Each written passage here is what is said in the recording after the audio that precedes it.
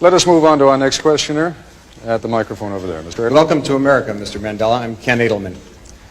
Those of us who share your struggle for human rights and against apartheid have been somewhat disappointed by the models of human rights that you have held up since being released in jail.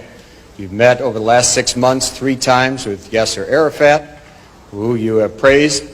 You have told Gaddafi that you share the view and applaud him on his record of human rights and his drive for freedom and peace around the world. And you have praised Fidel Castro as a leader of human rights and said that Cuba was one of the countries that's head and shoulders above all other countries in human rights, despite the fact that documents at the United Nations and elsewhere show that Cuba is one of the worst. I was just wondering, are these your models of leaders of human rights? And if so, would you want a Gaddafi or an Arafat or a Castro to be a future president of South Africa? One of the mistakes which some political analysts make is to think that their enemies should be our enemies.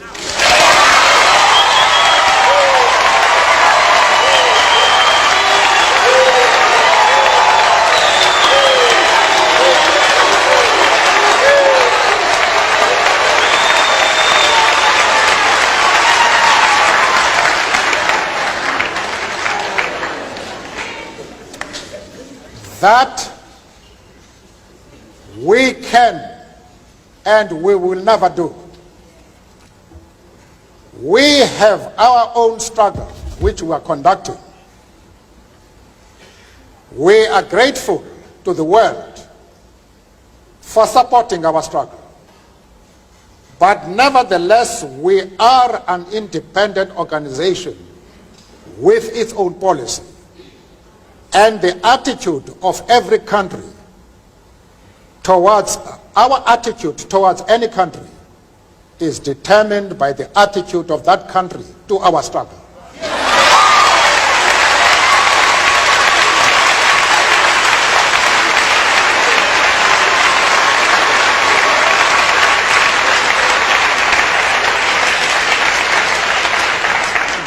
Yasser Arafat,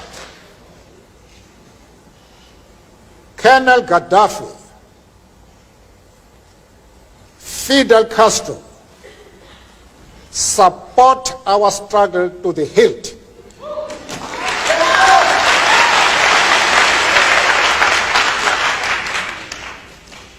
There is no reason whatsoever why we should have any hesitation about hailing their commitment to human rights as they are being demanded in South Africa. Our attitude is based solely on the fact that they fully support the anti-apartheid struggle. They do not support it only in rhetoric. They are placing resources at our disposal for us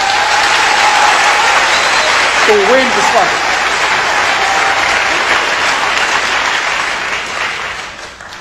That is the position.